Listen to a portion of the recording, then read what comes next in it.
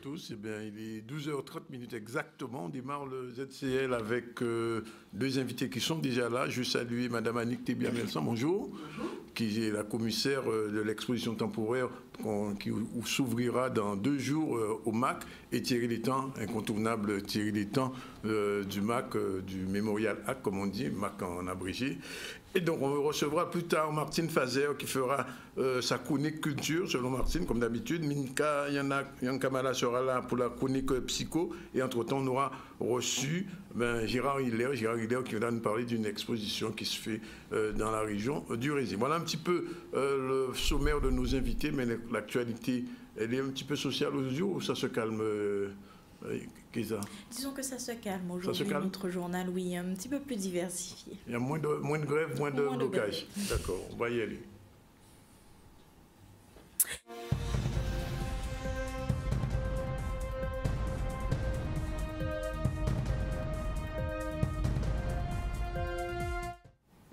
Et nous commencerons le journal d'aujourd'hui avec la réunion du groupe local de prévention sur la sécurité dans la zone Rézé-Grand-Camp. Elle a eu lieu hier après-midi et s'est déroulée au sein du centre Emmanuel Albon du Rézé. Et nous poursuivrons avec un séminaire qui a eu lieu hier à la salle Georges Tarrer à Bergevin. Dans le cadre de l'animation du plan Écophyto, la Chambre de l'agriculture a donc organisé une action spécifique à destination des collectivités gestionnaires des jardins, espaces verts et infrastructures. Et nous finirons le journal d'aujourd'hui en partant à 8000 km d'ici où lundi a débuté le Salon nautique international de Paris. C'est la 57e édition du nautique. Elle se déroulera pendant 8 jours jusqu'au 10 décembre 2017.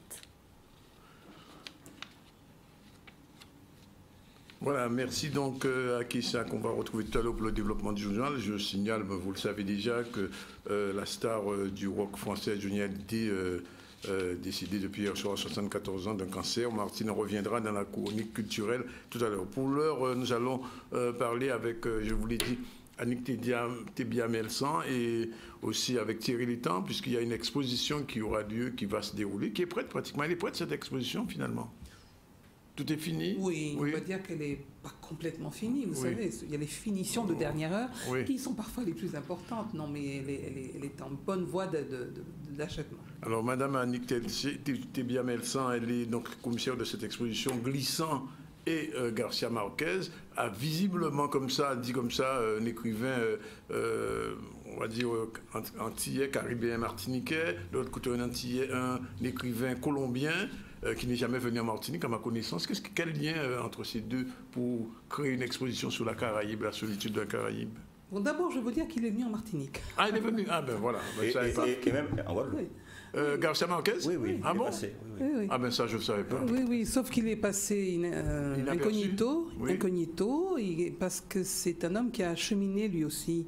Donc il connaît bien la Caraïbe, alors, au final. Qui connaît bien la Caraïbe, et pour qui la Caraïbe a toujours été un thème profond d'inspiration, d'identification d'abord, parce que lui aussi, c'est un homme de la Caraïbe. Oui, bien sûr. Sauf que ce n'est pas la même. Oui. Que c'est une Caraïbe continentale. Oui.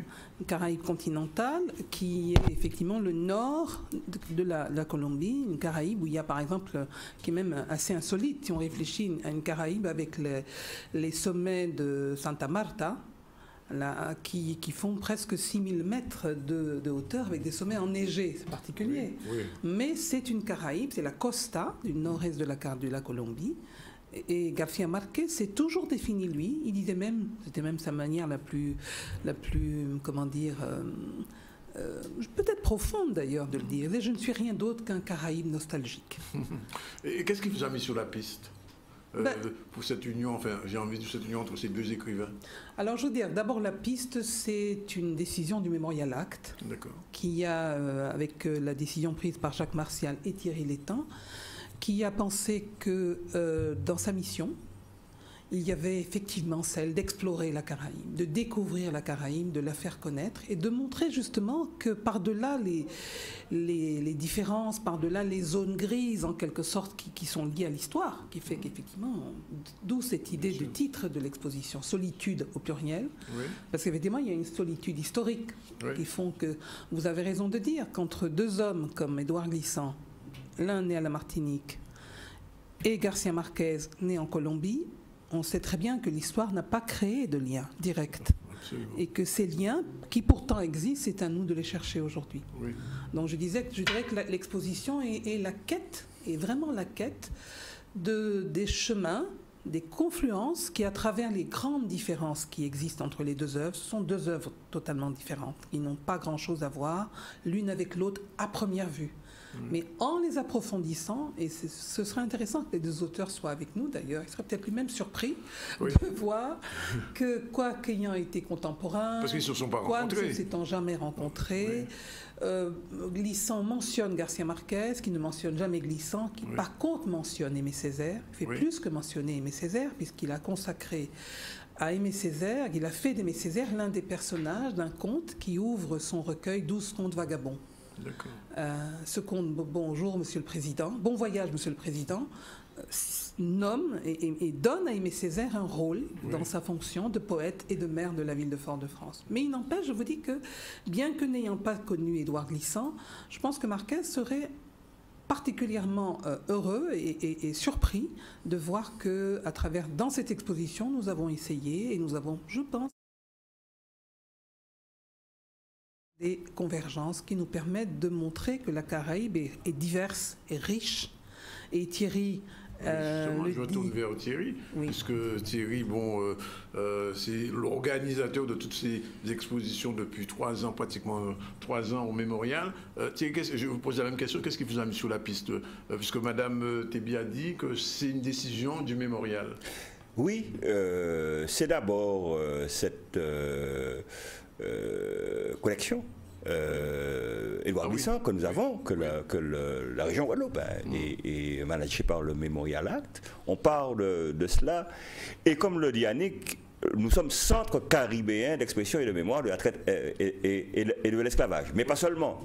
Et cet intitulé-là nous donne le devoir de chercher ce qui est commun. Comment on fait la Caraïbe? Alors bon, nous faisons des expositions, on donne à voir, c'est notre spécialité, on ne fait pas du ballet ni de la musique. Et dans cela, on n'arriverait pas à lutter contre tous ceux qui le font. Mais en tout cas, personne ne fait des expositions tournantes, itinérantes, qui donnent à voir la Caraïbe. Donc on a pensé à partir de cette exposition à ce lien avec Marquez, qui a été suggéré quand même par Annick, qui est une spécialiste. Elle l'a connu, non mais elle l'a connu personnellement, etc. A travaillé sur son œuvre. Alors comme c'est deux auteurs assez différents, la Caraïbe est bien sûr quelque part entre ces deux pôles. Oui. Alors mais j'insiste Thierry, parce que la Caraïbe, la Guadeloupe bien sûr est dans cette Caraïbe, et je me souviens il y a quelques années, l'ancien président du Venezuela, Chavez, était venu en Haïti et avait remercié Haïti pour la libération de son pays, le Venezuela. Et en se rappelant quand même, bien sûr, ça c'est les historiens de la Guadeloupe qui le disent, que la révolution anti-esclavagiste elle est née en Guadeloupe. Bien sûr. Alors, cette exposition nous sert également de faire un petit flashback sur l'histoire, parce que ce n'est pas maintenant que la Caraïbe existe, ni qu'elle est proclamé.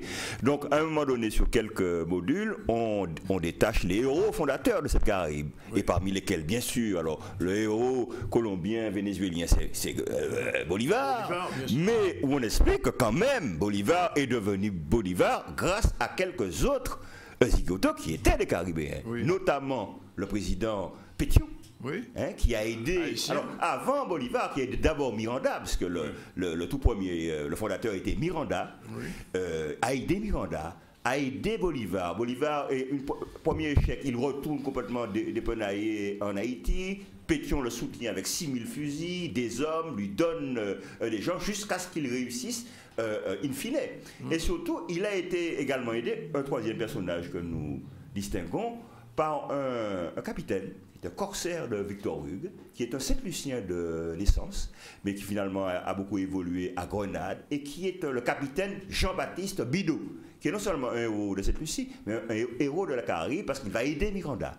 Il va aider Bolivar, parce qu'il a son propre bateau, il va les soutenir, il va être le commandant-chef de la marine indépendantiste qui se fait au Venezuela, et qui finalement va mourir lors d'une contre-attaque espagnole en 1817. Donc ces gens existent.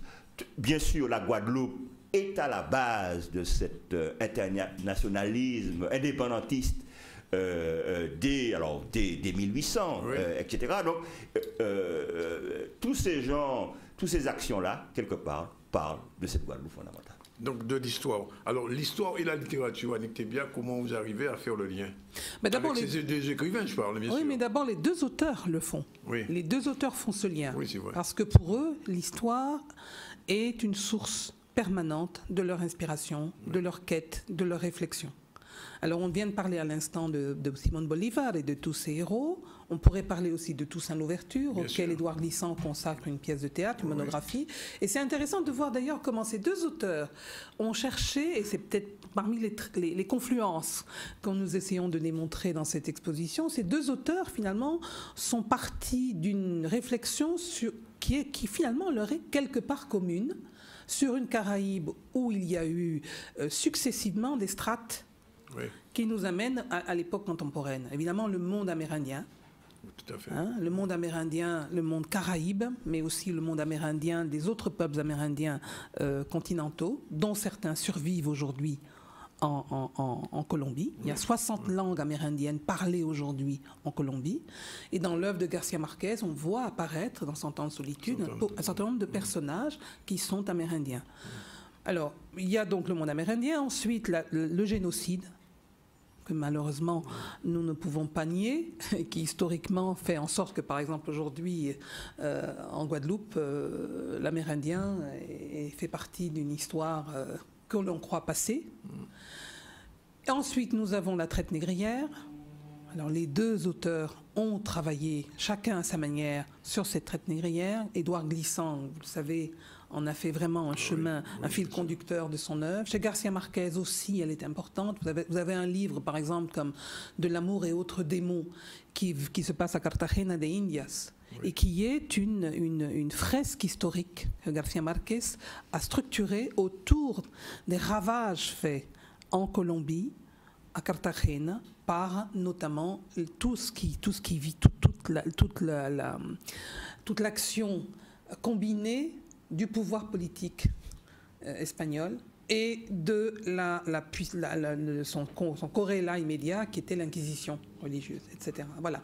Donc c'est pour vous dire que l'histoire est présente dans les deux œuvres. Alors comment, puisque les Guadeloupéens qui vous regardent et qui nous écoutent aujourd'hui viendront voir cette exposition, quoi vont-ils trouver, qui va permettre non pas d'exhorter quelque chose, mais en fait concrètement ils seront là. Peut-être qu'ils n'ont pas lu Glissant, ils n'ont pas lu nécessairement Garcia Marquez, mais ils verront des choses. Qu'est-ce qu'ils verront dans cette expo? Mais déjà, j'espère qu'on va les inviter à lire. Oui, ce serait une bonne chose déjà. Premièrement, et c'est peut-être une des ambitions de cette exposition, et on a dû tout le temps lutter. Il y a une lutte profonde d'équilibrer le texte et le donner à voir. S'agissant d'écrivains, il faut donner du texte, évidemment. Donc, nous avons essayé, et c'est un souci permanent, de ne pas faire de rapprochement superflu entre les deux auteurs, superficielle. Par contre, de faire à chaque fois que nous avons pu le faire des citations textuelles et la présence physique de ces deux auteurs à travers toute une série de vidéos et d'écrans vidéo intégrés. Oui, parce qu'heureusement, on est au XXIe siècle et les deux ont été largement présents sur toute une série de supports vidéo, et donc nous avons un certain nombre d'extraits de ces vidéos, donc du texte, de la vidéo, des œuvres, des documents iconographiques nous permettant de lier leur démarche aux thématiques abordées par les uns et par les autres. Ce sont deux écrivains qui sont à peu près de la même période. Non, mais ils sont exactement contemporains, pratiquement un an près. Marquez est né en 27 et Glissant est né en 28. Donc pratiquement, ils sont morts à 3 ans de différence. Voilà. Donc nous avons toute une série d'éléments documentaires sur l'époque, sur leur époque, leur trajectoire et leur œuvre. Et puis aussi, nous avons... alors Thierry a parlé tout à l'heure de ce fonds glissant dont nous espérons vivement que les aléas des transports aériens, etc., feront en sorte qu'il soit présent. Parce que c'est un ensemble. Il arrive. Alors qu'est-ce qu'il y a dans ce fonds glissant? J'imagine, vous avez dit... Donc une sélection, puisque une sélection, pas tout. Non, pas tout, parce qu'il faut mettre rien que ça. Il y a une belle relation personnelle. Oui. Surtout, et ce qui est intéressant, c'est non seulement les œuvres des artistes, mais les relations qu'il a eues avec, avec Mata, avec Cardenas, de grands plasticiens de son époque. Parce que tout ça, également, c'est l'histoire de la Caraïbe. Oui. Parce qu'il s'est construit lui-même avec ces rencontres-là, il lui a amené des informations qu'il n'avait pas en tant qu'insulaire. Bref, il s'est ouvert au monde à travers ça et a construit sa théorie de la relation et du tout-monde, qui est maintenant... parce que la célébrité, sinon l'impact de Glissant va croissant. Oui. Voilà un individu qui aurait donné avant sa mort quelques clés pour la compréhension du monde contemporain. Oui. Bien sûr, des clés qu'il faut peut-être continuer à peaufiner, mais enfin qui existent, et c'est cela qui est intéressant au moins avec Glissant. Alors, oui, je voulais dire qu'en plus, c'est ça qui me paraît cette exposition ici est enrichie par rapport à sa première étape en Colombie. Des artistes contemporains apportent des contributions totalement originales. Et nous verrons comme cela aussi bien des artistes plasticiens, je pense à Gilles Lydie Kozak, qui fait un travail qui est aussi documentariste, très intéressant, qui est documentariste, mais qui est aussi artiste, qui vous verrez un très très beau travail, etc. Mais aussi les vidéastes, Iversion. Donc il y a des œuvres qui ont été créées pour l'exposition ici et qui lui donnent donc un relief particulier. C'est une exposition linéaire ou chronologique ou alors non, archipélique. Tout ce qu'on fait, on essaie de le faire de façon archipélique. Alors c'est un devoir, c'est un truc de base, c'est-à-dire d'essayer de ne pas présenter les choses comme une phrase où il y a les mots les uns à la suite des autres.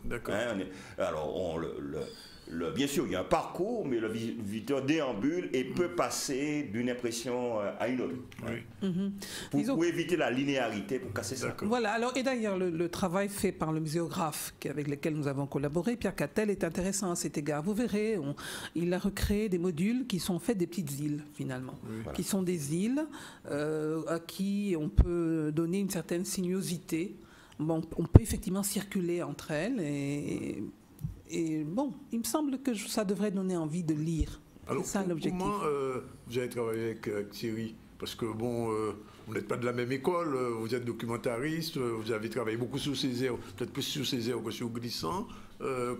À quel moment la jonction se fait avec Thierry? Sur le tard, mais c'est sur la commande, comment ça s'est organisé? Non, d'abord par sympathie, parce que quand on s'est rencontrés, on a sympathisé. Thierry est une source.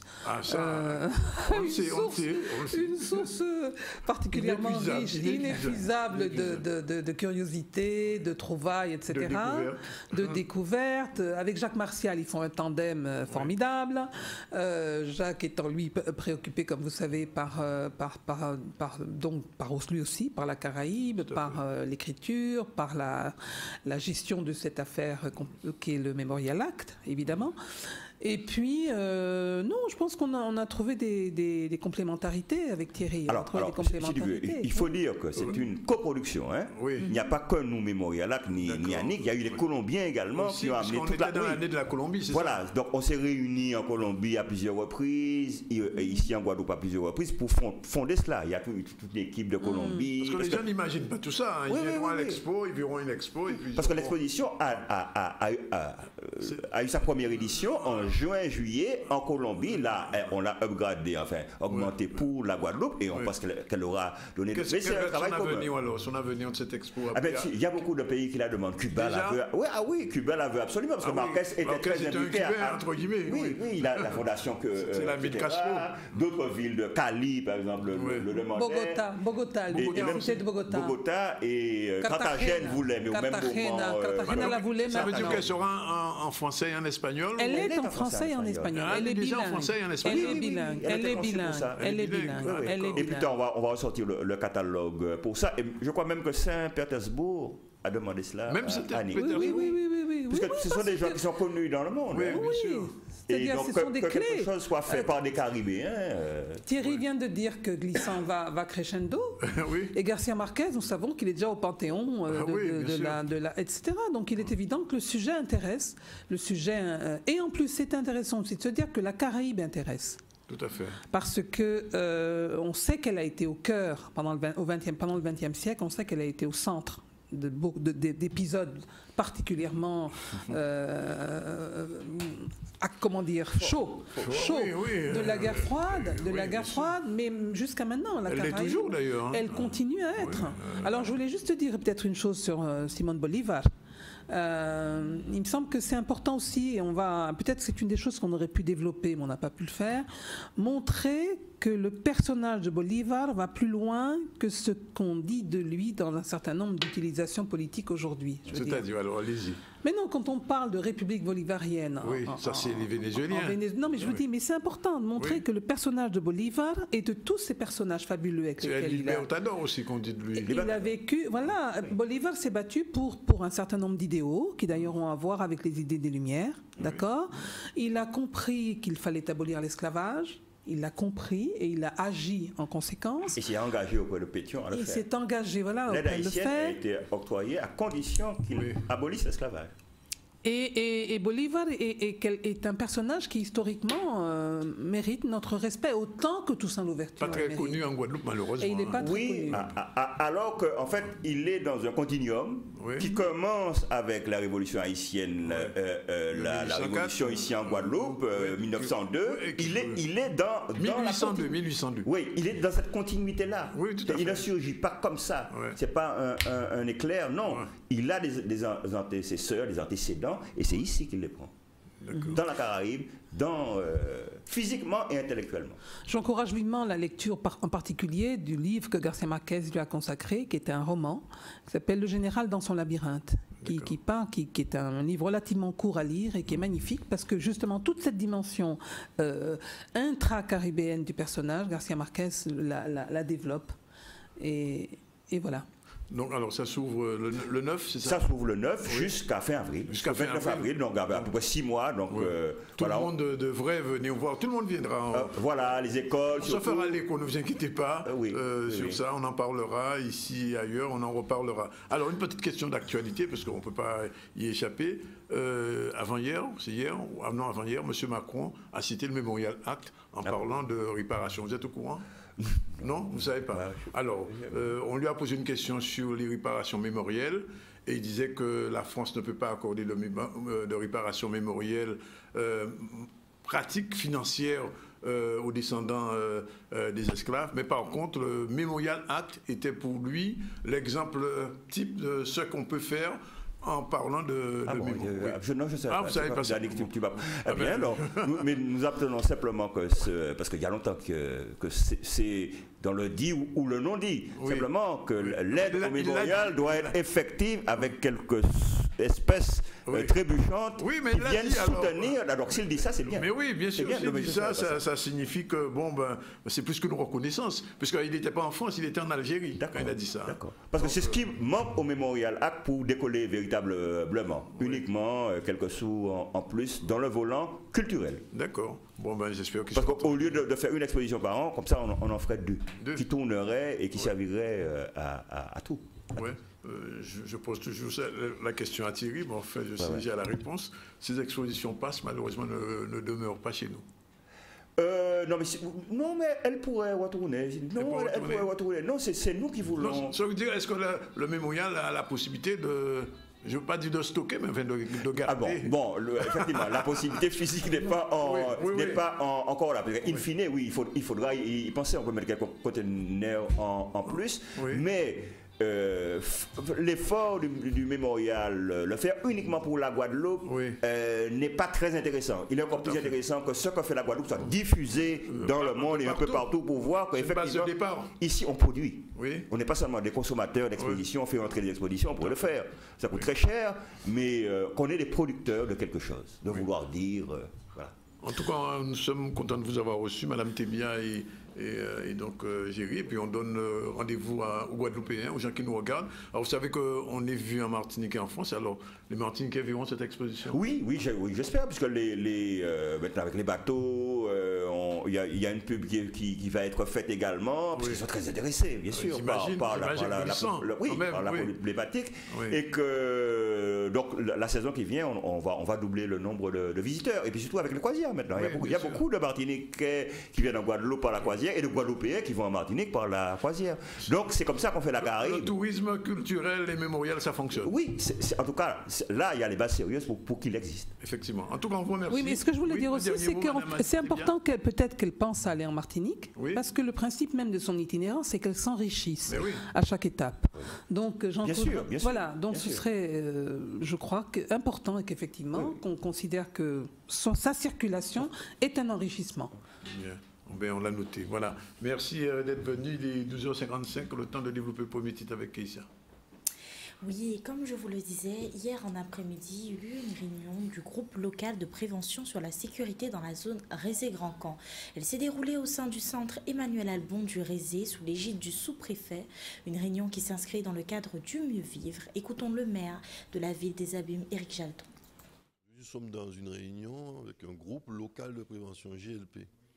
Dans le cadre de la tranquillité publique, de la sécurité, la prévention de la délinquance, dont le maire, la municipalité, plus généralement la responsabilité, et dans le cadre aussi plus particulier du conseil local de sécurité et de prévention de la délinquance, charge de la ville des Abîmes, nous avons une des déclinaisons, c'est les groupes locaux de prévention.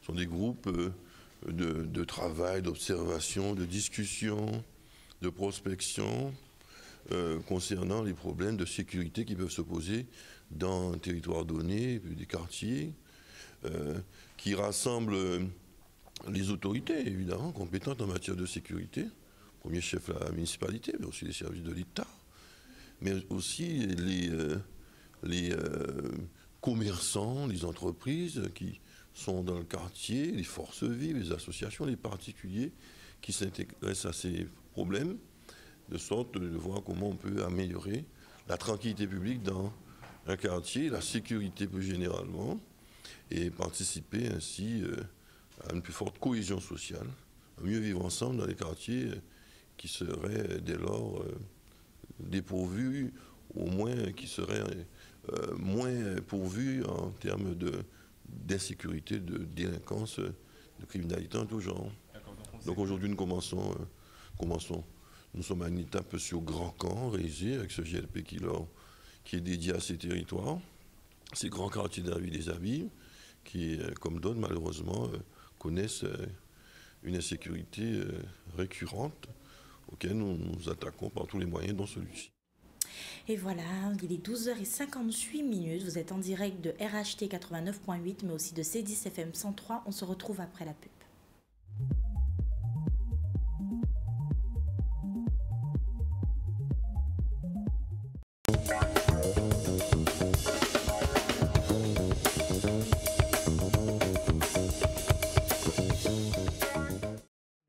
Voilà, il est 13h04 dans le ZCL. On l'écoute sur la RHT 89.8. On l'écoute aussi sur la 103 FM. C'est dit, c'est ça? C'est dit, c'est fait. Et puis on nous regarde en direct sur la télévision en Guadeloupe, en Martinique et en France, bien évidemment. Après donc cette expo sur Gabriel Garcia Marquez et Edouard Glissant qu'on vous verra à partir de ce samedi.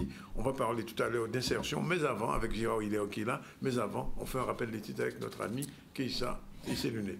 Oui, revenons sur les titres qui ont fait l'actualité aujourd'hui. Et nous avons commencé le journal d'aujourd'hui avec la réunion du groupe local de prévention sur la sécurité dans la zone Rézé-Grand-Camp.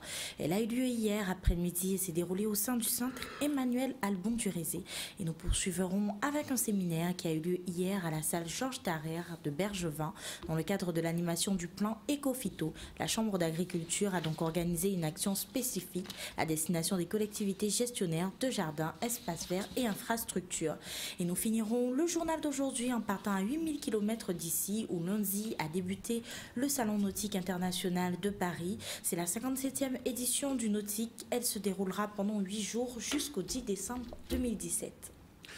Voilà, merci donc à notre ami Keïssa qu'on va retrouver tout à l'heure pour la suite du journal. Mais avant, je vous l'ai dit, on reçoit Gérard Hiller. Gérard Hiller, il est connu pour faire des actions d'insertion. C'est tantôt à Bemao. On le connaît aussi pour ce festival qui s'était déroulé à DI il y a quelques années. Carrefour des Arts. Carrefour des Arts. Ouais. Il est toujours dans l'art puisque c'est lui qui a décoré il y a peu de jours encore cette réunion, ce chanté Noël qu'on a organisé dans le parc juste derrière Canal 10. Et Gérard, il est venu aujourd'hui pour nous parler d'un beau cantage, d'une brocante qui se fait ce week-end. Bonjour Gérard. Bien bonjour et bien bonjour aux téléspectateurs. Et aux auditeurs.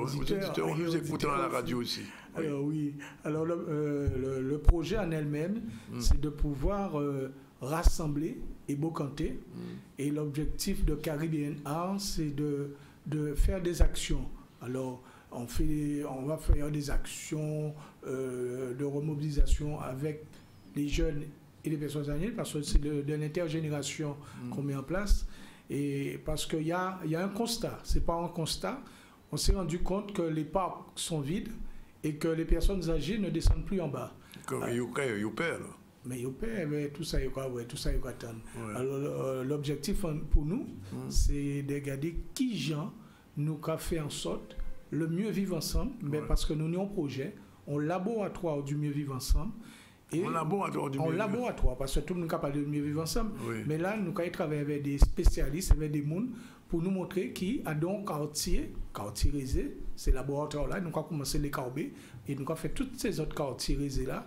Et après ça, nous avons fait un dehors aussi. Oui. Et objectif final là pour nous, c'est ces jeunes-là qui travaillent en quartier, des mecs qui viennent formater à notre quartier. Oui, d'accord. C'est un mec qui l'avait en notre main.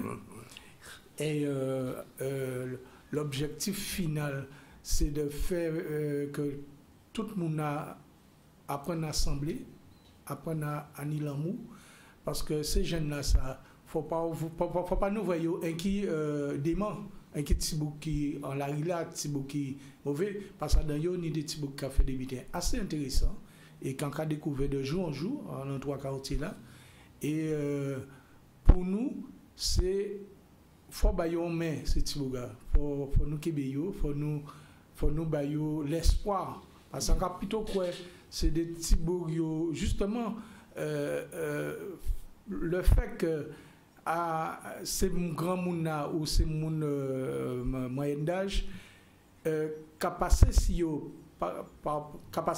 pas ni en synergie, pas ni en beau comptage à parler. Ouais. Alors c'est important que je dis qu'avec Action Caribbean Art, que nous ramener ça et que derrière ça nous avec des spécialistes, avec des gens pour voir qui gens nous avons fait de quartier là ça, un laboratoire du mieux vivre ensemble pour que peuple Guadeloupe croit à Dayo et croit dans la réalité à la jeunesse. Alors, les gens qui ont organisé un boucan samedi, les gens qui ont regardé en région, les abîmes, tout ça, quand on a demandé de faire, qui gens pour organiser par rapport à ça? Alors, c'est très simple. Alors, qu'il y a un espace, côté la poste réservée, l'arrivée côté la poste réservée, pour voir mon mot, il y a un petit parc là, qui a fait dans le parc là, il y a à côté un parc là aussi. Et ça, nous commandons ces gens-là, c'est qu'il faut crier nous, parce que il a commencé à venir coûte espace là, parce que il y a assez de place. Ouais, voilà, il y a un monde qui peut répondre, parce que tout le monde à Kazayo, nous habitons à débarrasser. Ben oui. Alors, donc, on va permettre de jouer là ça, de venir débarrasser, parce que. Alors, c'est vendre, il y a vendre ou bien il y a un beau canté? Il y a un beau canté et vendre, c'est l'idée. Ouais. Alors, si par exemple, on couche un petit bébé là, grand, j'en ai 10 ans, ou quand on fait éveil. Bien, sans donner, je dois tout comprendre. Parce que le plus souvent, nous regardons dans la casa des gens, nous avons l'habitant qui là, qui n'est pas assez. Voilà, parce que, quand on a dit, parce que ni des gens qui en difficulté, qui ne peuvent pas acheter un berceau. On bien neuf, ouais. Voilà, alors si on habite comme ça, ils peuvent acheter un berceau 20 €. Au lieu d'acheter 150 € ou 200 €. Alors, l'objectif pour nous, c'est que nous avons fait des paroles là, avec Caribbean, c'est ça, c'est beau comptage là. Et nous choisissons le 9 décembre, parce que c'est une période de festivité, mon mouvement. Avant Noël, et nous avons fait en sorte que c'est l'une des premières actions, parce que nous avons d'autres actions qui ont fait à l'entour réservé. parce que moi, on actif natal mon réseau. Et là où tu es résident, on ne peut pas ne pas être acteur. Et là, on va mettre un commentaire pour regarder qui gens nous ballon. Voilà, parce que nous sommes logènes, nous avons demandé qui ça quand on la main pour faire des bitins puis aller plus loin. Alors donc pour nous résumer saoudien, mon rési ou en l'entour rési Jabim Grand qui attendent tout côté Guadeloupe, tout côté ni des bitins, premièrement faut téléphoner alors pour alors dans cas numéro là. Ouais. Alors il y a créé au 0690 32 49 41. Ouais. Et lieu là c'est Rézé. Ouais, côté la poste. Et ça côté la poste Rézé. Depuis arrivé là, vous voyez un mouvement à Moun, c'est là ça y est.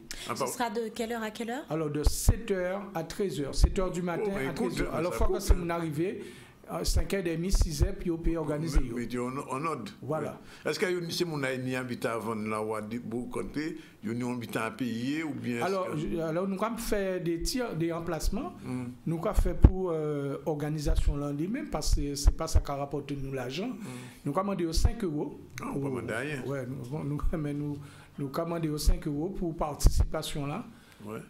Et alentour à ça, nous commandé tout le monde de venir parce que c'est une façon de mettre en lumière cette association là qu'a fait et nous avons souhaité que les gens là boucanter ensemble parce que nous pète ça, il faut que nous apprenions à boucanter, à être ensemble, à partager et en même temps distribuer la moujou là ça. Alors, on va poser une question là quand même parce que pour le monde qui posé, ça paye des Casablanca. Non, Casablanca, c'est un nous qui fonctionner ensemble. L'union structure organisée. Et nous avons fait ça dans le cadre à remobilisation et à le vivre ensemble. Voilà, le mieux vivre ensemble. Oui. Comme son laboratoire, nous avons fait ici les KOB pour nous après distribuer. Oui, Keïssa veut poser une question. Oui, tout à fait. Les brocanteurs, est-ce qu'ils doivent amener de quoi se ravitailler ou est-ce qu'il y aura une collation? Alors, il y aura à boire et manger. Ah, mais là-bas, il y aura à boire et manger. Par contre, on demande aux gens de venir avec leur matériel à 5 €. Nous payons mettre chapiteaux. Oui. Alors que les gens viennent avec de quoi? Leur table, leur truc, organisation. Ouais, d'accord. Okay. Bon, ben, écoutez, Gérard, on vous remercie d'être venu. Alors, je rappelle quand même le téléphone. Alors, 0690 32 49 41. Et c'est samedi matin. Samedi matin, mais c'est mon a crié là. Depuis qu'on est là. Depuis qu'on est là. On rappelle l'heure, 7h, 13h. 7h, 13h. Téléphone a sonné tout à l'heure. En tout cas, merci de venir. Eh bien, moi, c'est tout ton plaisir. Et puis, en dit Canal 10. Longue vie et l'amour bail. Et 100% nègre. Merci. Ok, bon force. On continue donc, il est 13h13 avec Keïssa, la suite du journal, en attendant l'arrivée de Martine pour la chronique culturelle. Un hommage a été rendu aux combattants morts pour la France pendant la guerre d'Algérie et les combattants du Maroc et de la Tunisie au champ d'Arbaud de Basse-Terre. La cérémonie commémorative présidée par le préfet de la région Guadeloupe s'est déroulée au cours de la journée nationale de mardi 5 décembre en présence du représentant du commandant militaire de la Guadeloupe, des élus locaux et des représentants des associations patriotiques. Des images de Jean-Luc Anani.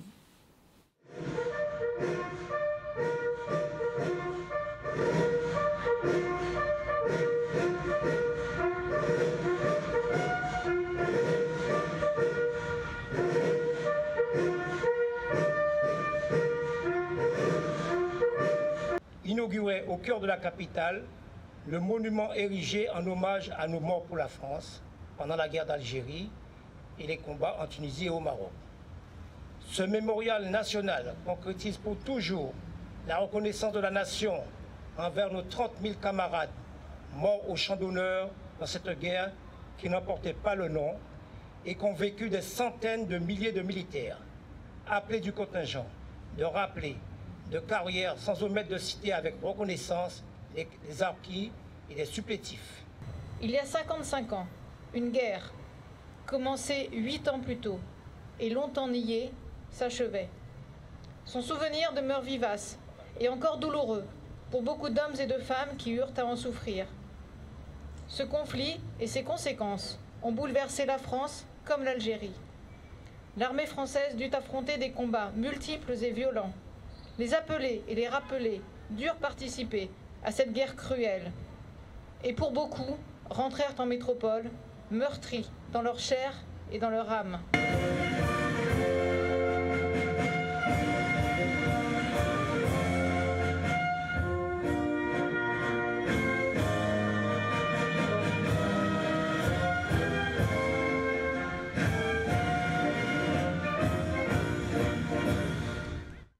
Et comme je vous le disais, hier, il y eut un séminaire à la salle Georges Tarrère de Bergevin. Dans le cadre de l'animation du plan Éco-Phyto, la Chambre d'agriculture a donc organisé une action spécifique à destination des collectivités gestionnaires des jardins, des espaces verts et infrastructures. Celle-ci visait à favoriser une conduite optimisée et pérenne de ces espaces, prenant en compte les restrictions renforcées de l'utilisation des outils phytosanitaires depuis 2017. Stanley Malikor et Chris Kevimani. L'éco-phyto, c'est une politique qui a été mise en place dans le but de réduire les produits phytosanitaires. Donc ça vient directement de la politique européenne de voir diminuer les produits phytosanitaires. Mais aussi, c'est surtout pour la santé de nos agriculteurs. Et donc il y a un certain nombre d'actions qui sont mises en place, ce qui fait qu'aujourd'hui on se retrouve ici pour une de ces actions-là. La Chambre d'agriculture est responsable de l'animation du plan Éco-Phyto. Depuis janvier 2017, l'ensemble des collectivités, dans l'ensemble des jardins et espaces verts publics, il interdit l'utilisation des produits phytosanitaires. Et on voit qu'il y a la majorité des collectivités ont appliqué cette réglementation, mais qu'il n'est pas obligatoirement, la gestion n'est pas optimum en fait. Et il y avait aussi un autre intérêt, c'est-à-dire que dans le plan, il prévoyait aussi de valoriser ces efforts qui sont faits au niveau des collectivités, notamment par la labellisation.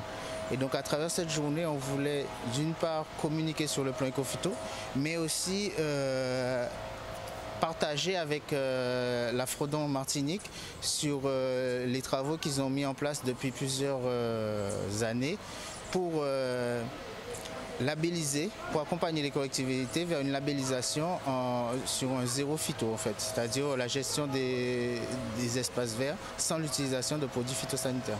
Ça va tourner, on a déjà fait avec les agriculteurs, on fait avec les importateurs de produits phyto, les SICA et tout.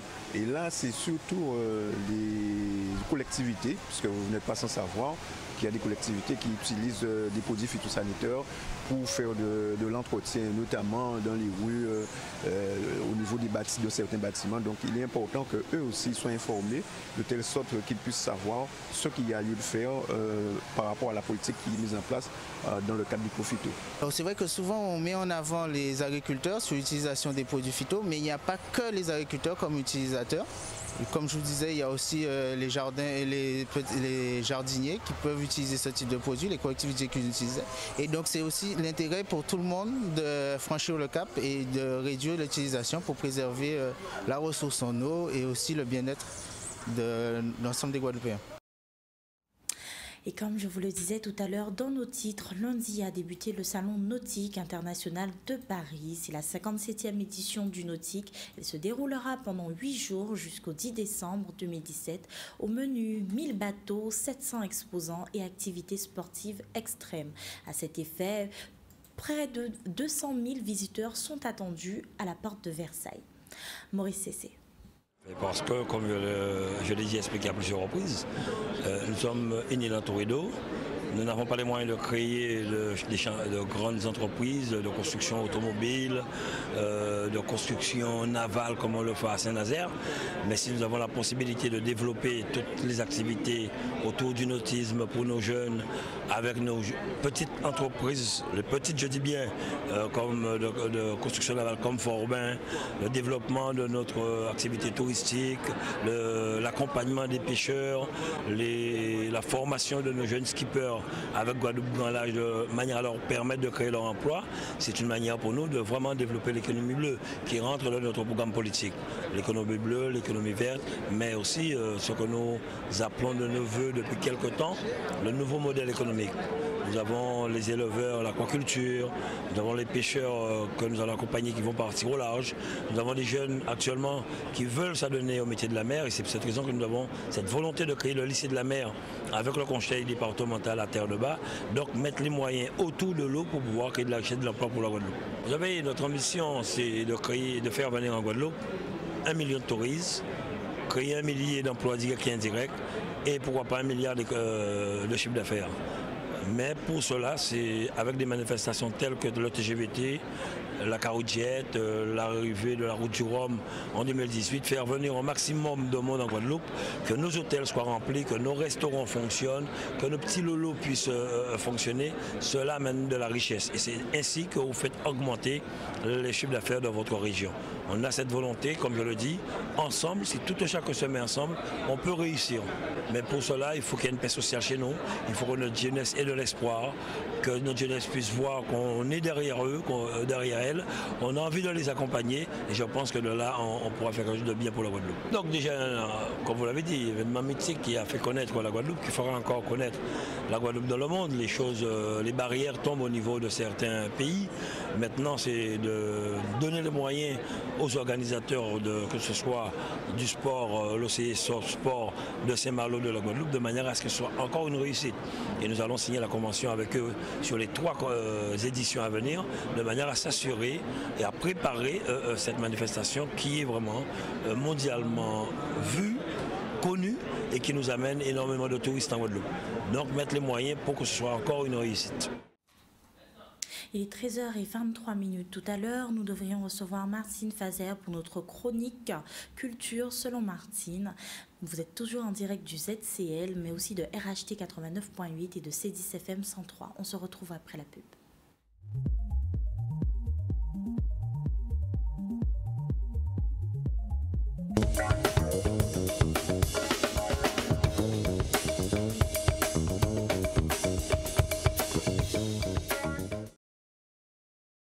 Voilà, il est exactement 13h28. Nous sommes en direct du ZCL, bien sûr, toujours en direct aussi de la radio C10 FM sur la 103 et de RHT Radio Haute Tension en direct de Cap-Esther. Et précisément, on va recevoir une Cap-Estérienne puisque notre amie Mina Yankamala est là. Bonjour. Bonjour, Dani. Et c'est comme chaque mercredi tous les 15 jours, c'est sa chronique psychologique. Tout de suite, le générique, c'est parti.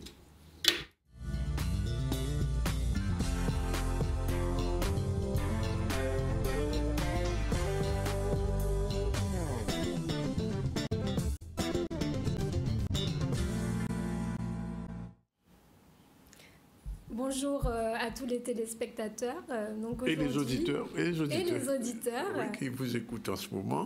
Et donc, Mina, vous êtes aujourd'hui un petit peu, on va le dire, branchée sur l'actualité, puisque la chronique d'aujourd'hui, c'est l'hôpital et la sécurité des soins. Alors, on va commencer par quoi?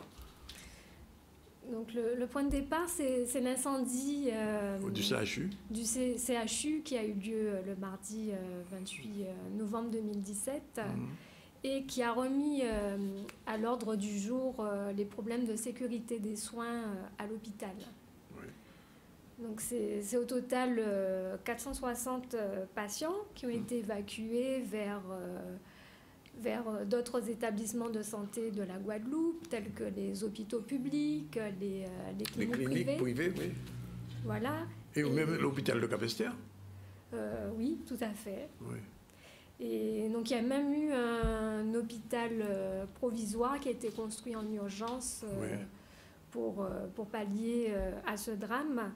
Et tout en sachant que la fin des travaux du nouveau CHU est prévue pour 2022. Oui, dans 5 ans pratiquement. Ouais. Donc ça veut dire que dans l'intervalle, on doit se débrouiller, comme on dit. Hier, nous recevions ici des gens de l'UTS qui disaient que aujourd'hui, les gens ont intérêt à faire attention à ne pas faire d'accidents graves, pas avoir de pathologies difficiles à traiter, parce que l'hôpital provisoire de campagne qui a été installé, même si on dit qu'il peut recevoir 150 patients par jour, mais enfin, ce n'est pas une garantie. Alors la sécurité dans cette question, Mina. Donc il est important tout d'abord de rappeler comment sont organisés les hôpitaux partout en France. Oui. Donc on trouve non seulement pour prendre en charge les patients, les médecins, les psychologues, les infirmières, les aides-soignants, les assistants de services hospitaliers qui s'occupent de l'entretien de l'hôpital, mais aussi des personnels de rééducation comme un kinésithérapeute, l'ergothérapeute, le psychomotricien et l'orthophoniste. Pas d'ostéopathe? Il peut y avoir des ostéopathes si la direction fait ce choix d'avoir cette offre dans l'établissement. Oui. Donc on trouve aussi, donc à part ces personnels soignants, des personnels techniques et administratifs qui vont assurer, par exemple, le bon fonctionnement des lits des patients, le contrôle de la qualité de l'eau qui va couler dans les robinets, et la sécurité incendie. Bien sûr. Voilà. Alors justement, ce problème de sécurité, comment vous l'interprétez, vous l'analysez dans le cadre d'un centre hospitalier, que ce soit celui de Pointe-à-Pitre, du CHU, mais ça peut, enfin j'espère que ça n'arrivera que là. Alors parce que vous le savez, Mina, on l'a beaucoup dit, c'est la première fois qu'un centre hospitalier, même au-delà de la Guadeloupe, c'est-à-dire même en France, se trouve dans cette situation d'évacuation dans la minute qui suit parce qu'il y a eu un incendie. C'est la première fois. Oui. C'est inédit. Oui, c'est un drame sans précédent. Oui. Et donc on peut impliquer tout d'abord la vétusté des locaux qui ont justifié qu'il y ait un nouveau CHU en 2022. Et donc, au niveau de ce fonctionnement des hôpitaux publics, comme pour le centre hospitalier universitaire de Pointe-à-Pitre, les problèmes sont doubles. Oui. Il y a d'une part le manque d'argent depuis au moins la crise financière de 2008. Oui. Donc il y a l'obligation dans tous les hôpitaux de France de faire des économies, sachant que ce qui revient à plus cher pour la gestion financière, donc ça va être le personnel, oui. Donc pour 3/4, et les médicaments. Donc, à côté de cette obligation de faire des économies, donc la deuxième problématique, ça va être d'avoir des critères de qualité et de sécurité des soins. Donc, les hôpitaux publics ont l'obligation de soigner les patients gratuitement, oui. Sans considération sociale ou géographique. Oui.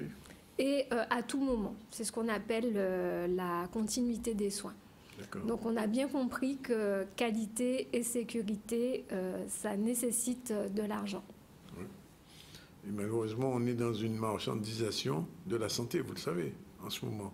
Le gouvernement français, depuis quelques années, essaie de restreindre au maximum les périodes de séjour à l'hôpital. Vous savez que maintenant, même après une opération, on reste entre 3 et 4 jours.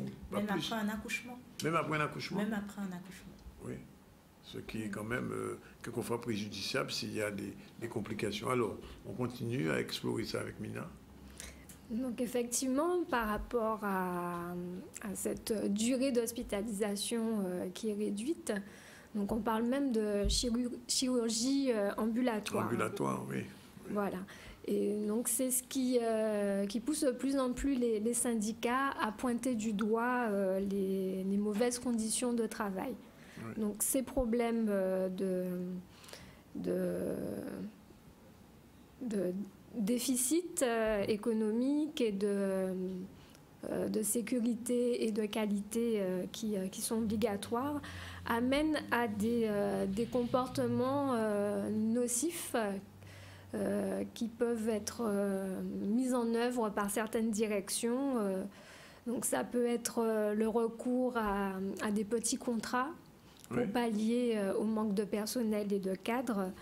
Ça peut être aussi le flou sur qui fait quoi, le manque de valorisation de l'implication des agents, ou encore des contradictions comme le fait de dire à un agent de mettre en place tel projet sans lui donner les moyens. Donc forcément, l'agent n'aura pas les capacités de... Alors, est-ce que ça impacte sur le problème de sécurité? Comment ça impacte sur le problème de sécurité? Donc, forcément, il y a un impact sur la sécurité, dans la mesure où l'employé est confronté à une dégradation de ses conditions de travail. Donc, il y a déjà sa sécurité qui est en jeu. Oui.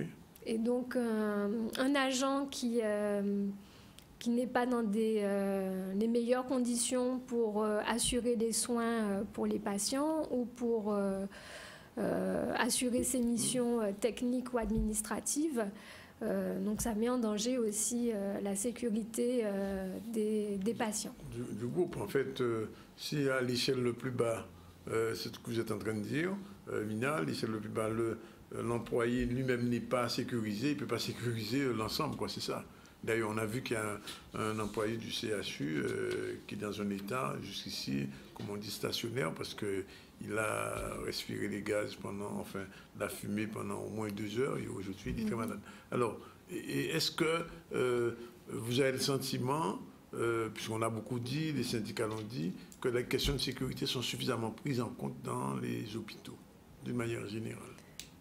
Alors, cette question de sécurité à l'hôpital, et donc il n'y a pas si longtemps, il y avait une semaine de sécurité, des patients. Elle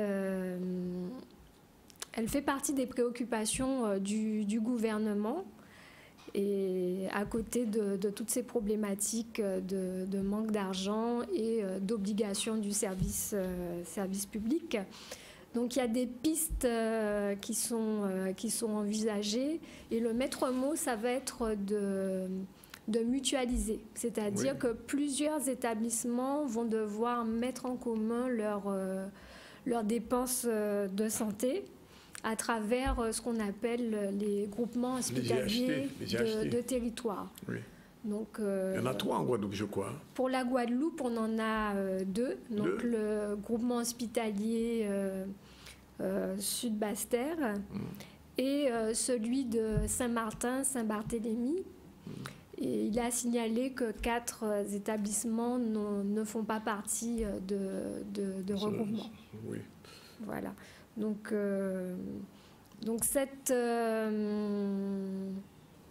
cette mesure de groupement va permettre, par exemple, d'acheter des médicaments à la fois pour plusieurs établissements. Oui, grouper des achats, c'est ça? Grouper des achats, ou encore d'assurer une formation pour les agents de plusieurs établissements en même temps.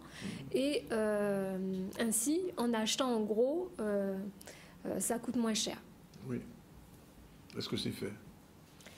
C'est ce qui est réalisé de plus en plus. Dans les groupements... oui, les groupements d'achat publics.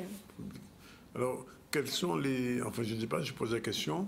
Quel état d'esprit, quelles sont les mesures à prendre pour que le problème de la sécurité dans les hôpitaux soit quelque chose d'efficient? Mais il y a des recommandations nationales à cet effet, notamment de la Haute Autorité de Santé.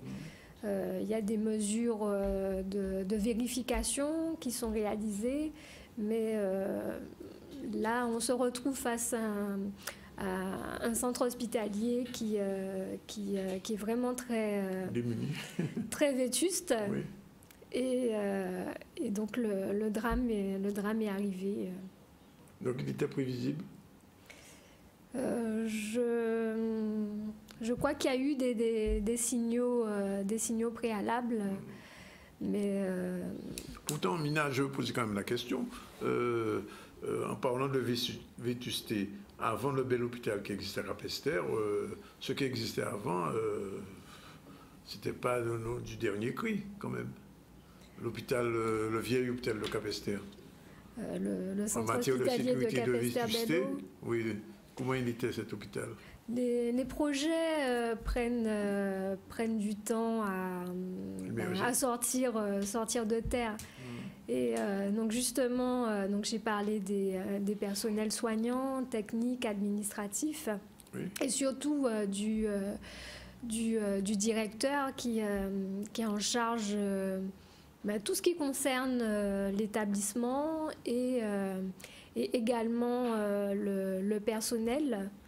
Donc ce directeur, il est chargé de mettre en place ces mesures de sécurité et de qualité, car il doit rendre des comptes à l'Agence régionale de santé qui finance l'établissement en fonction du nombre de patients qui vont être accueillis, mais aussi du nombre de soins qui vont être dispensés à ces mêmes patients. Alors, est-ce que vous savez, Mina, on déborde un petit peu du sujet, mais enfin, puisqu'on est dans l'actualité, autant le dire, que suite à ce qui s'est passé, les syndicats réclament un redimensionnement de la carte de santé de la Guadeloupe, ce qu'on appelle le PRS, le plan régional de santé, qui faisait un peu des coupes sombres un peu partout. Et aujourd'hui, les syndicats disent, par exemple, j'ai entendu ce matin à la radio que l'hôpital de Marie-Galante demande à être réactivé, surtout au service maternité qui avait été fermé. Service de maternité dont les outils sont totalement neufs, qui sont inutilisés. Il en est de même à Basse-Terre où le service de maternité avait été réduit. Là aussi, les syndicats redemandent une révision, il faut le dire, du PRS. Qu'est-ce que vous en pensez? Alors les syndicats, ce sont des partenaires sociaux, et ces évolutions de l'organisation de l'offre de soins en Guadeloupe, il faut nécessairement que ce soit discuté au sein de l'Agence régionale de santé. Oui.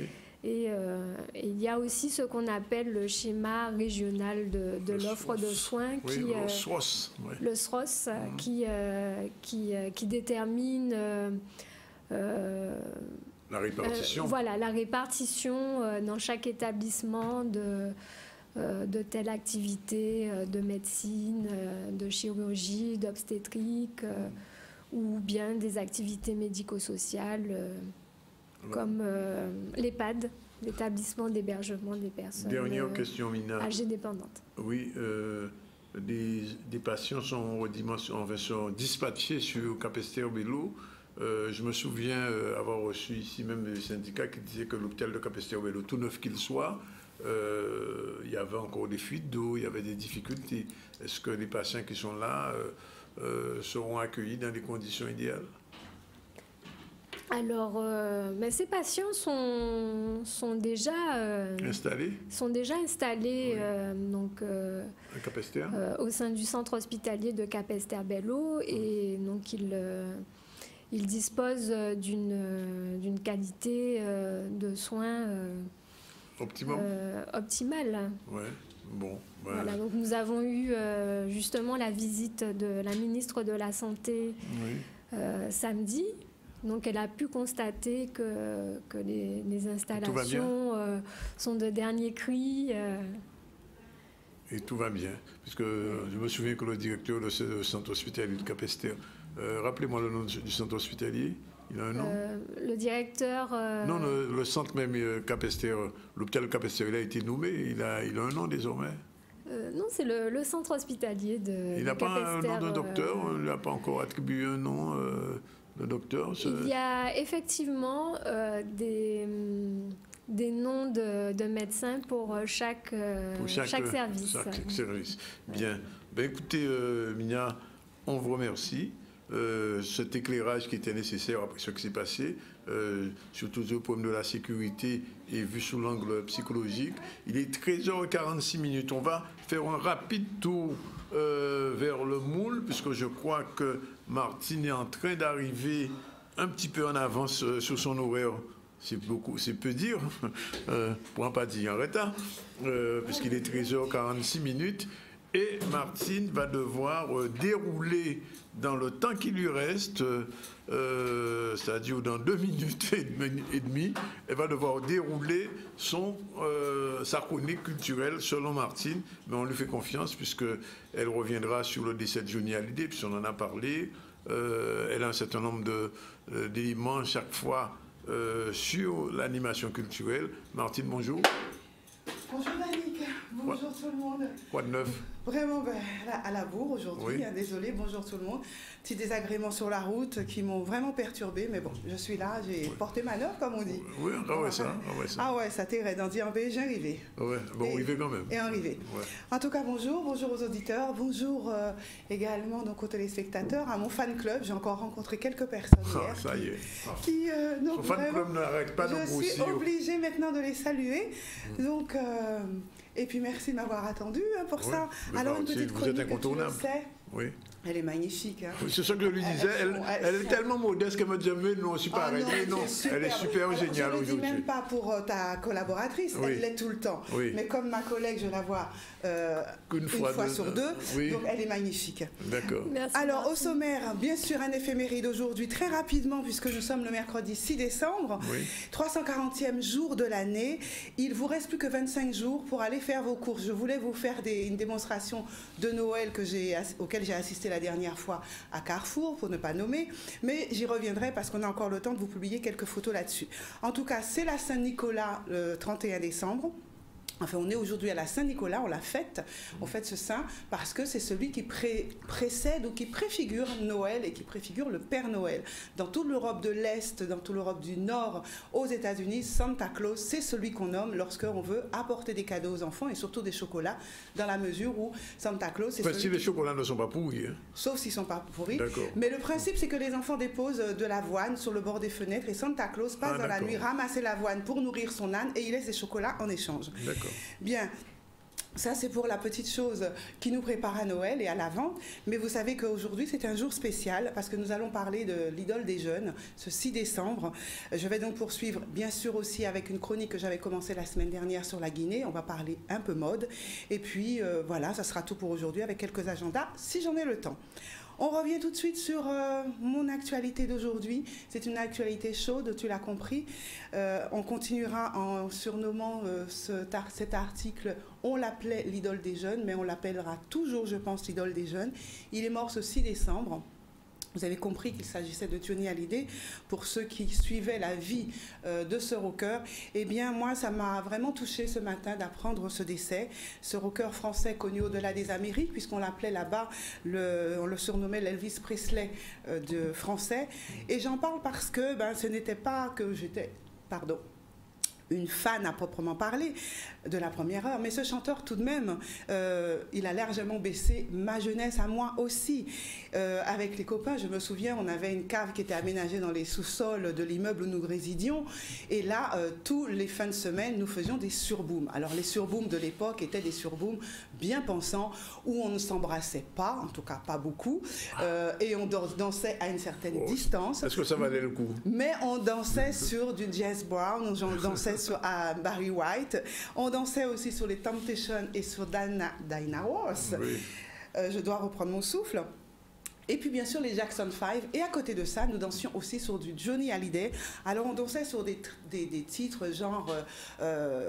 je t'aime, alors je t'aime, bien sûr, on le connaît ce titre-là parce que il fallait pas faire tapisserie lorsque le slow arrivait, mais il y avait aussi ce fameux titre sur lequel on twistait le Madison, et donc tout le monde se déhanchait là-dessus. Donc oui, Johnny a bercé ma jeunesse à une époque où nous écoutions une émission qui s'appelait L'âge tendre et tête de bois. Et Salut les copains aussi. Et Salut les copains, c'était le magazine qu'il fallait absolument avoir pour avoir les pages du milieu avec son idole. Alors bien sûr, à l'époque, il y avait Sheila, il y avait Johnny, il y avait Sylvie Vartan et d'autres. Mais c'est vrai que Salut les copains, ça se lisait, ça s'arrachait, parce qu'on n'avait pas tous l'argent pour l'acheter. Mais Achetant des têtes de bois, c'était cette fameuse émission télévisuelle qui est devenue une émission culte où tous les artistes de l'époque passaient. Et voilà, donc j'ai suivi ça. Et voilà, donc c'est pour ça que ce moment-là, aujourd'hui, il me semblait important, moi, de mon côté, dans ce fameux CSM, de faire un petit coucou et un ciao à cet artiste en lui disant merci pour ce qu'il a apporté au rock français et à la culture française. Aujourd'hui, j'ai entendu dire que certains au gouvernement parlent déjà d'un hommage national et en tout cas, effectivement, le président de la République le prépare. Nous en saurons plus dans les heures à venir. Il y avait une semaine nécrologique avec mort de Jean d'Ormesson le 5 décembre, c'est-à-dire hier. J'en dirais que 2 mots. C'était, on le sait, un académicien, un écrivain, journaliste, et poète, philosophe. Je reviendrai dessus parce que il a eu, durant son vivant, quelques-uns de ses ouvrages qui ont fait partie de cette célèbre collection, la Pléiade. La Pléiade qui est une collection rare où ne paraissent que les livres extrêmement, on va dire, bien écrits, pour parler comme ça.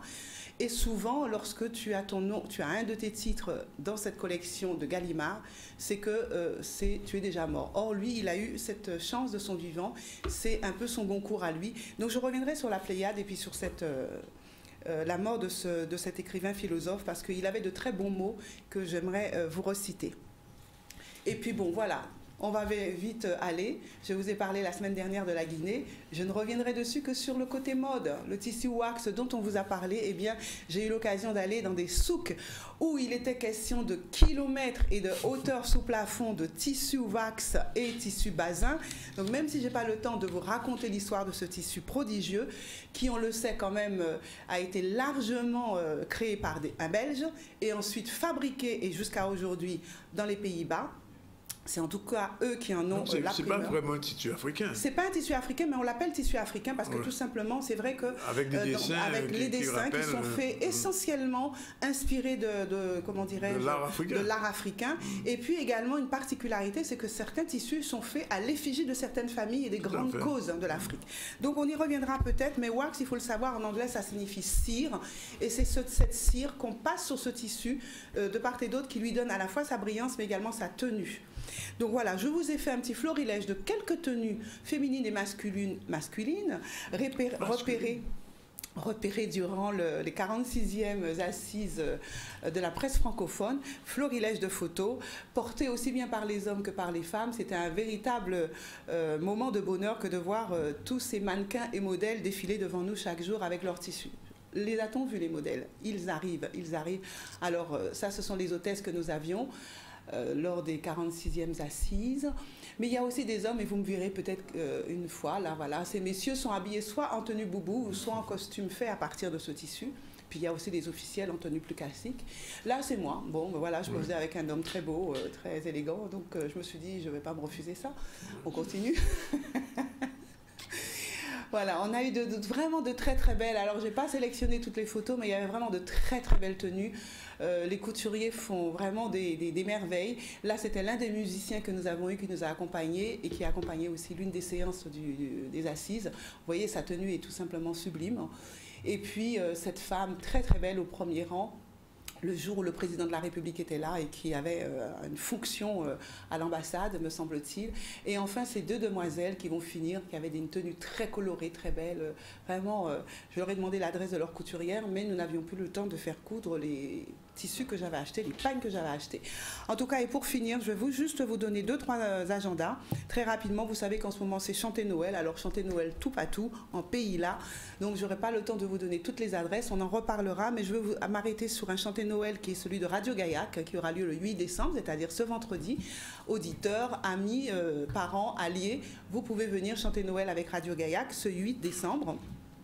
Et puis un autre Noël, celui solidaire cette fois-ci. C'est un Noël solidaire le 16 décembre avec Carole Venutolo qui va également être accompagnée de d'autres artistes. Il donne une chorale à la cathédrale Saint-Pierre-Saint-Paul à Pointe-à-Pitre et ça c'est pour recueillir des dons pour les enfants hospitalisés. Donc l'entrée, le prix d'entrée c'est un cadeau, mais c'est un cadeau pas cassé, pas un vieux jouet que vous voulez pas, un vrai jouet pour enfants non emballé. C'est le prix d'entrée. Je pense que c'est pas cher pour en tout cas une soirée comme celle-ci avec une soprano de cette valeur. l'heure. Et puis plein d'autres, celui peut-être de Cassica, qui se tiendra le 15 décembre à l'Esplanade de Basse-Terre. Et puis un que tout le monde connaît et auquel, je crois, on est habitué, il y a le Noël Cacado.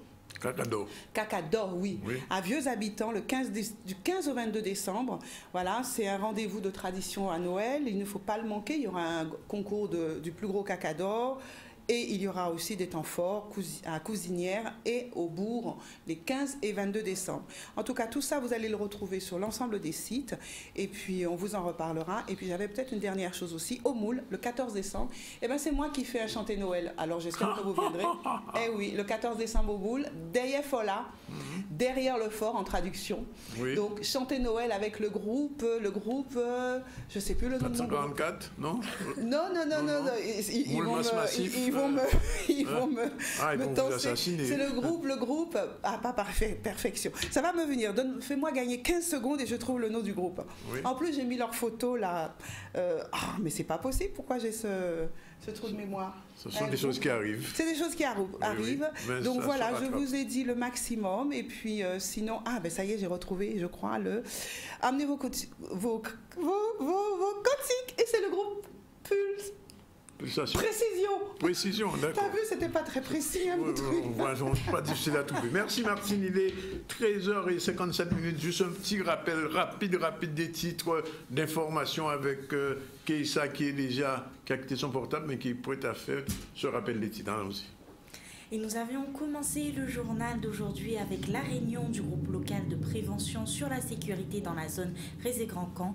Elle avait eu lieu hier après-midi et s'est déroulée au sein du centre Emmanuel Albon au Rézé.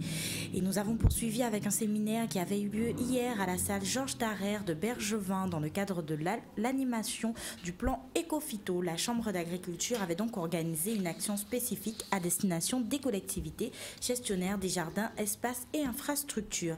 Et nous avons fini le journal d'aujourd'hui en partant à 8000 km d'ici où lundi avait débuté le Salon Nautique International de Paris. C'est la 57e édition du Nautique. Elle se déroulera pendant 8 jours jusqu'au 10 décembre 2017. Alors je rappelle très rapidement que ce samedi, il y aura donc cette brocante au Rézé organisée par Caribbean Art.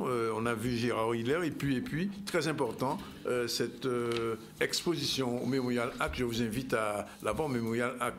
Le MAC, comme on dit, Martine, et c'est avec Édouard Glissant et Garcia Marquez, deux gros modèles de la littérature caribéenne et latino-américaine, qui vont être ensemble dans une exposition qui sera ouverte au public à partir du 9 décembre jusqu'au mois d'avril. Vous avez le temps d'y aller et de voir. Je vous invite à voir. On a reçu aussi Mina Yankamala dans sa chronique aujourd'hui qui a été consacrée à la sécurité dans les hôpitaux et elle est bien placée pour en parler. Voilà, c'est fini. Il est pratiquement, Martine, 13h59. Mais avant, retour au vert sur notre département, un petit point météo et aussi une petite info. L'agent qui avait été évacué et hospitalisé à la clinique des Eaux Claires devrait sortir cet après-midi. Mais bonne chance pour lui. On le souhaite en tout cas qu'il se rétablisse très rapidement. Voilà, c'est fini. On se retrouve demain en direct des radios que vous connaissez maintenant, RHT et C10 FM, et puis bien sûr avec le ZCL et avec Keïssa. Demain, si tout va bien, Keïssa. Oui, effectivement, un an de plus pour notre papy Danick demain. N'est-ce pas? Allez, c'est fini pour aujourd'hui.